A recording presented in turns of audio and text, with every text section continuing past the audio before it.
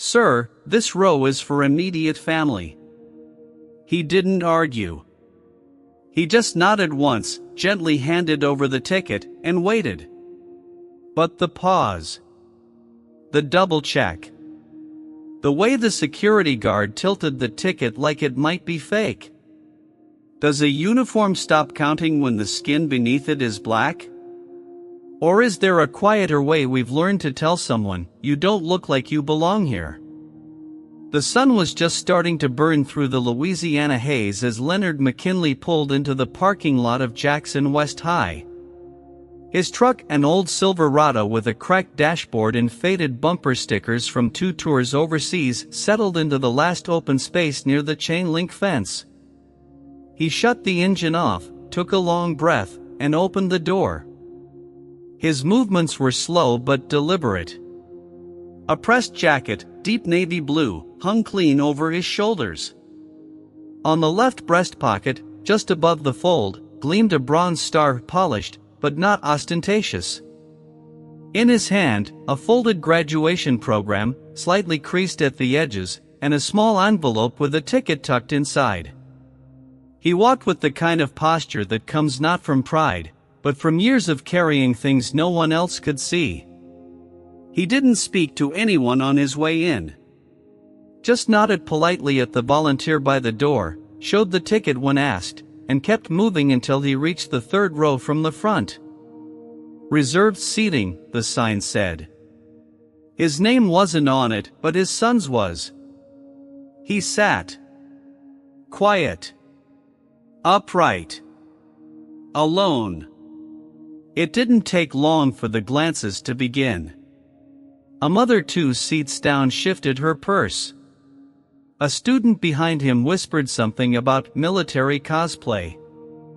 And the guards, 2 of them, stepped in just as the national anthem faded over the speakers.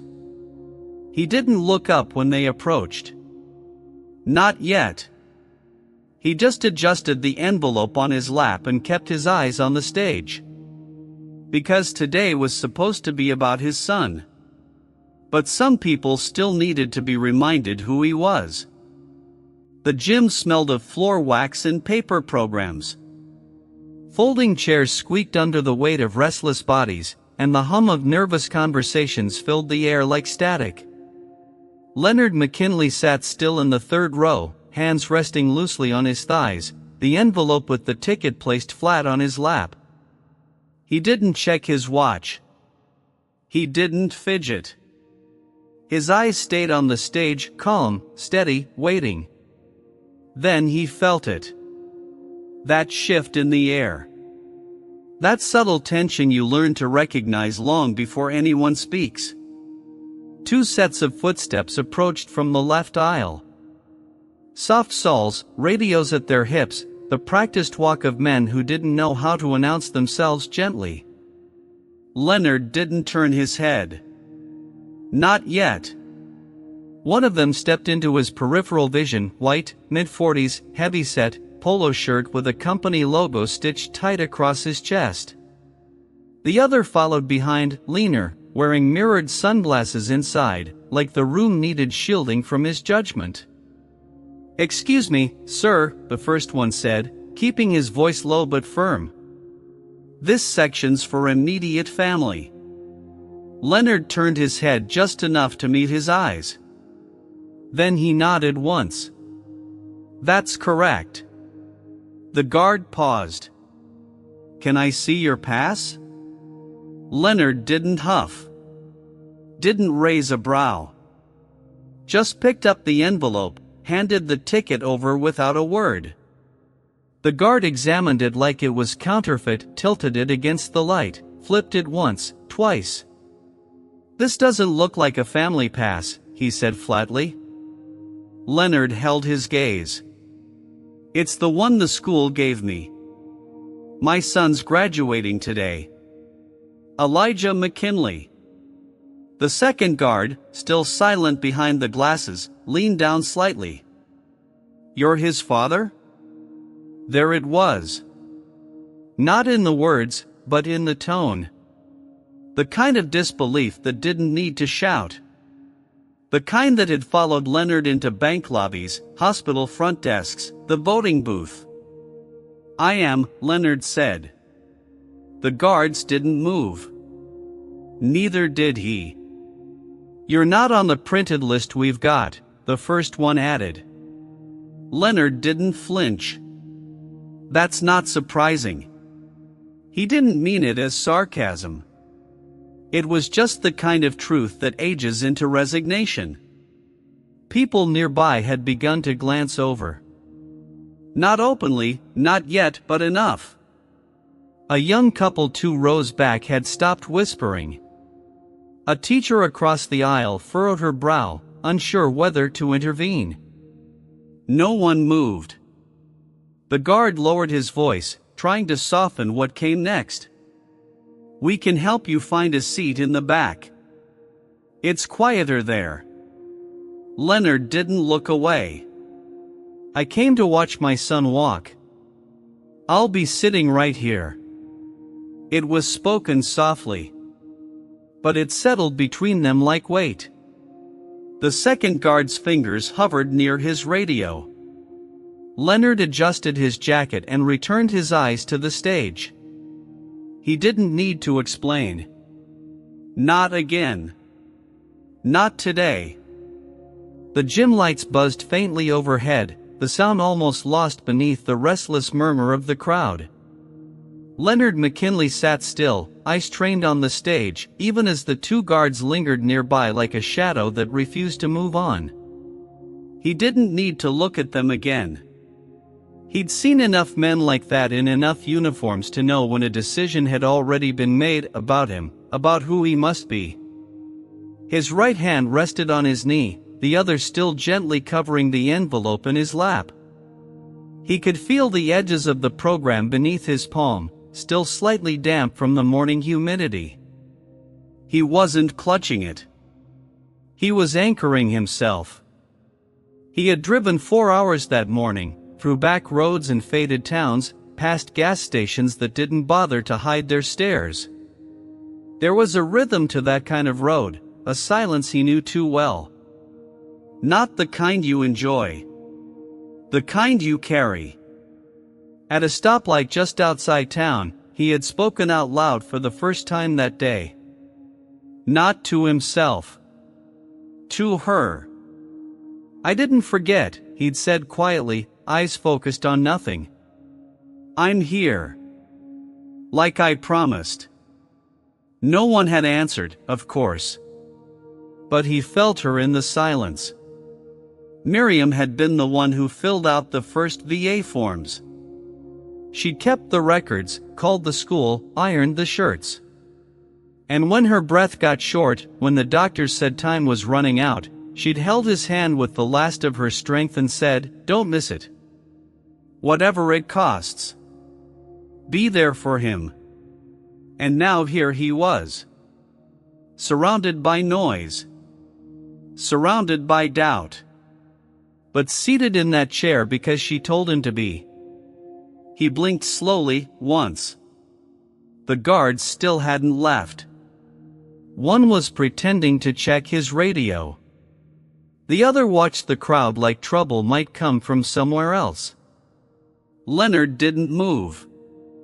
He had already been through the kind of war these men couldn't imagine. And this wasn't the kind that needed bullets. The voice over the loudspeaker had just begun listing student achievements when the first man stood up. It happened quietly. No announcement. No drama. Just the sound of a chair folding back into place as he rose from the far end of the left side bleachers. He wore a plain gray button-down, sleeves rolled, jaw set. His hands were at his sides, not clenched, just present. Like he was waiting for something he'd already seen before. No one noticed at first. Then another man rose, this time near the back exit. Dark jeans, collared shirt tucked clean, the kind of posture that told you this wasn't the first room he'd ever had to step forward in. He didn't say a word. Just stood, eyes forward, steady. 2 more stood near the gym doors. One adjusted his watch. The other simply looked across the floor toward the third row, where Leonard McKinley still sat. Unmoving. Unbothered. Surrounded now by the weight of something no one could quite name. 10 men in total. Spread across the gymnasium like they hadn't arrived together, because they hadn't. But something in the air had called them all to the same place, at the same moment. Something that didn't need planning or permission. Something older. The guards hadn't noticed yet. They were still murmuring between themselves. One tapping at his earpiece, the other shifting his weight, uncertain whether to push the issue or let it go. A woman 3 rows behind Leonard leaned slightly to her husband. Whispered something. He glanced around, then down, then back at the men now standing. There was nothing loud about them. No salute. No gesture. Just the kind of stillness that demanded to be acknowledged. One of the guards finally looked up. Then paused. Leonard hadn't turned his head. Hadn't moved a muscle. But now he wasn't sitting alone. Lieutenant Mason Ward was the last to rise. He was near the far wall, arms crossed, sunglasses hooked on the front of his shirt. His face was calm, unreadable. But his eyes didn't leave the guards. Not once. No one introduced them. No one needed to. They didn't wear ribbons or dress blues. But anyone paying attention could see it. These were men who had been shaped by the same kind of fire. And every one of them had chosen, at that exact moment, to stand behind one man. Leonard never looked back. He didn't need to. Because some walls don't need to be built. They just show up. When they're needed. And they stand. The moment the announcer cleared her throat, the room shifted. The applause from the last name had just faded, and a brief hush settled over the gym, like the air itself knew the next name would mean something different. Ladies and gentlemen, the voice said, calm but carrying weight, please welcome graduate Elijah McKinley. There was a beat. Just a breath. And then came the clapping. Not wild. Not chaotic. It began with 10 pairs of hands, slow, deliberate, steady. 10 men still standing, spread across the room, applauding with the kind of rhythm that felt like something older than tradition.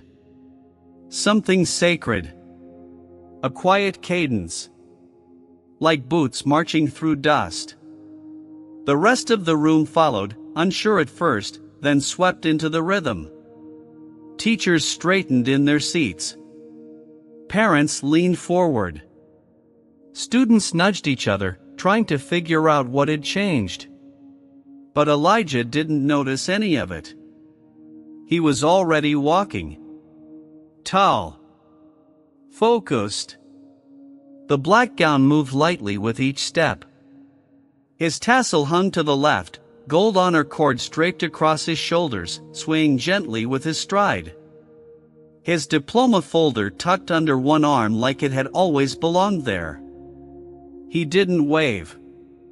He didn't smile.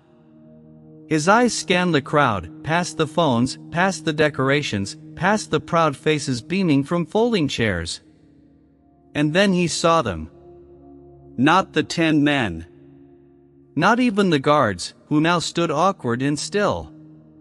He saw his father. Leonard hadn't moved. Still seated, still calm, with both hands resting on his lap like the world hadn't tried to shift beneath him just moments before. Behind him, those 10 men still standing. Unyielding. Silent. Elijah slowed his pace, just slightly. Not from nerves, but because something in his chest pulled back. Not fear. Not pride. Something deeper. He locked eyes with his father. And nothing else in the room existed. They didn't smile. They didn't nod. But something passed between them in that moment. Something older than words. The kind of understanding that's only earned between two people who have both had to stand still when others wanted them to move. Elijah reached the stage. Took the diploma from the principal with a quiet thank you. Then turned not toward the crowd, but toward the third row. He didn't raise the certificate. He bowed his head. Just once. To the man who taught him how. As Elijah stepped down from the stage, the applause continued, not louder, but fuller, like the sound itself had been made whole by what had just passed between father and son. There was no announcement for the next name yet. The room didn't move. It just breathed. In the third row, Leonard McKinley remained seated, eyes still on his son. The envelope in his lap hadn't shifted. His posture hadn't changed. But the weight in the air around him had. People noticed. The mother who had shifted her purse earlier now leaned slightly toward him, her hands clasped in front of her, fingers tugging at one another with quiet shame. A teenage girl behind her, holding a plastic-wrapped bouquet, lowered her phone and just watched, eyes soft, lips pressed tight. To the left, a math teacher who had taught Elijah in sophomore year dabbed at her cheek with the cuff of her sleeve. No sound. Just a single movement of recognition. Her eyes drifted from Elijah back to Leonard and lingered there. And the guards, the ones who had questioned, inspected, stood too long, they didn't speak. They stepped back, one small pace each, like a tide pulling away from something it had no business touching. One of them looked down, then toward the exit. The other let go of his radio. Neither of them met Leonard's eyes. No one had told them to leave. But sometimes presence speaks louder than permission. 10 men remained standing. Still. Watching not just the stage now, but the audience. Watching the quiet unfold the way it always does when truth finds its way into a space it had once been shut out of. Some people blinked away tears they didn't expect. Others shifted in their seats, the way people do when something touches a place they haven't visited in a while. A place where dignity lives. A place they might have forgotten, but never fully lost. Near the aisle, a boy wearing his brother's graduation gown removed his cap and held it in both hands. He didn't say why. He didn't need to. He just looked toward the third row, then nodded once, small, respectful. The kind of gesture that comes from being raised right, even if no one taught it out loud. There was no music. No announcement. But in that stillness, something had moved. Not a chair. Not a voice. Something older. Something unspoken. A shift, not in policy or in rules, but in perception. In posture. And in that moment, Leonard McKinley was no longer just a man seated alone at his son's graduation. He was a measure of what it looks like to stand without standing. And how sometimes, the room has to learn to follow. Under the shade of an old oak tree near the edge of the parking lot, Leonard McKinley sat on a low stone wall, his back straight but his hands finally resting. The sunlight filtered through the thick summer leaves, casting shifting patterns across his shoulders and the top of his grayed hair. Elijah stood in front of him now, not the boy who used to ask for help tying his sneakers, not the teenager practicing speeches in the mirror, but a man. His cap tucked beneath his arm, his tassel still swinging slightly from the breeze. His breath was steady, but his eyes said everything. For a long moment, neither of them spoke. Leonard looked down, brushing a bit of dust from the metal pinned to his blazer. It was scratched now. Somewhere along the day, it had fallen, then returned. Jordan Lee had brought it back without saying a word. Just placed it gently in Leonard's hand. That small act stayed with him. Elijah finally exhaled. Then knelt down, right in front of his father. "You stayed," he said quietly. Leonard nodded once. That was the promise. There was no ceremony under that tree. No stage lights, no applause. Just two men, one carrying the weight of wars, the other stepping into a world his father had made slightly more bearable. Elijah reached into his gown and pulled out a folded photo, creased from years of keeping. It was his mother, Angela, laughing beside Leonard in uniform, both standing in front of a tent somewhere overseas. He handed it to his father without a word. Leonard held the photo gently, like it could still breathe. "She would have said you looked sharp," Leonard murmured. "Even in that wrinkled gown." Elijah smiled, his voice low. "She'd say I needed a haircut first."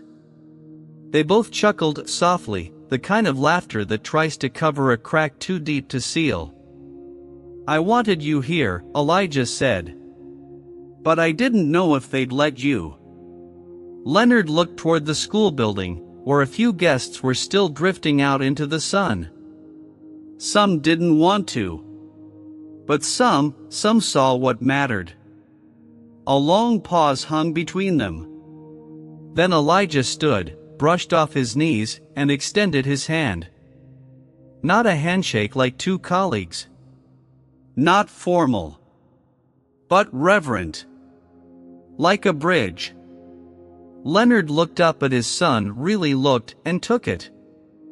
As he rose to his feet, slowly, Elijah whispered, "You weren't just present today, Dad. You were seen." The old oak branches above them swayed in the wind, whispering their own story into the quiet space below. It was the kind of moment that didn't need witness to be real. And for the first time in years, Leonard allowed himself to believe something new. Maybe his service hadn't been forgotten. Maybe his family's dignity was intact. Maybe, in the eyes of one young man, his son, he had already changed the world. As the sun began to lower behind the gymnasium roof, a hush settled over the schoolyard. The crowd had mostly dispersed, families heading to dinners, laughter echoing in the distance, car doors shutting. But near the old oak, a small cluster still remained. 10 men, all in navy suits with subtle insignias stitched into their collars, stood a respectful distance away. Their posture spoke more than words. Not military stiffness, but reverence. One of them stepped forward, a tall, broad-shouldered man with silver at his temples and a quiet gravity in his gaze. Leonard recognized him before a single word was said. It was Commander Hill, a man he'd served under years ago, known more for his silence than his rank. No introductions were needed. Leonard gave a slow nod, and Hill returned it, not as a superior, but as an equal. Then, without ceremony, without command, the 10 men lifted their hands in a unified salute. No words. No crowd. Just stillness, held like a breath between them. Elijah stood beside his father, stunned but steady. The weight of what he was witnessing didn't fully register in the moment, but it would stay with him for the rest of his life. Because this wasn't about medals or speeches. This was about dignity. Quiet, earned, and now returned. Leonard lifted his hand, returning the salute not just as a soldier, but as a father, a man, and someone who'd been seen when it mattered. Then Hill stepped closer, extended a small folded cloth. It was deep blue, embroidered with the crest of their unit, worn from years of being passed down. "This was yours," Hill said softly. "Now it's his." He nodded toward Elijah. Leonard hesitated. His fingers trembled as he took the cloth, turned to his son, and offered it without a word. Elijah took it slowly, his brow furrowed, unsure of what it meant, but understanding it was sacred. It wasn't a gift. It was a passing of something deeper. A recognition that manhood didn't start with titles or applause, but with integrity, sacrifice, and quiet courage. They didn't linger. The seals gave one last nod, turned, and walked away into the evening light, shadows stretching long behind them. Leonard and Elijah stood together, not speaking. Behind them, the janitor swept the last of the confetti from the gym doorsteps. A teacher locked up the front gate. Life moved on.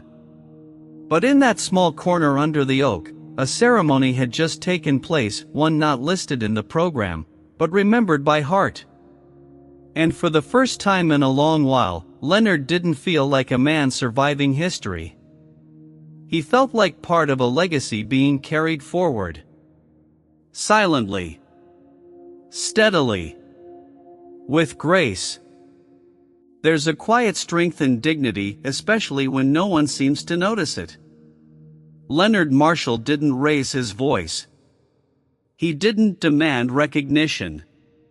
Yet in every step, every pause, and every glance toward his son, he carried the weight of sacrifice and a love that had seen war, loss, and silence. What happened at the graduation wasn't just about where he could sit. It was about whether years of service, pain, and quiet perseverance still held meaning in a world that too often forgets its black veterans. The moment the SEALs entered and saluted him wasn't a grand spectacle, it was a quiet correction. A reminder that honor doesn't need a microphone. It needs memory. And maybe that's the lesson. Sometimes, dignity doesn't shout. It waits. And when it's seen, it humbles even the proudest room. Have you ever witnessed someone's quiet dignity speak louder than words? If this story touched you, please like, share it with someone who still believes in respect, and subscribe to Black Veteran Stories, where every voice matters, and every silent sacrifice is finally heard.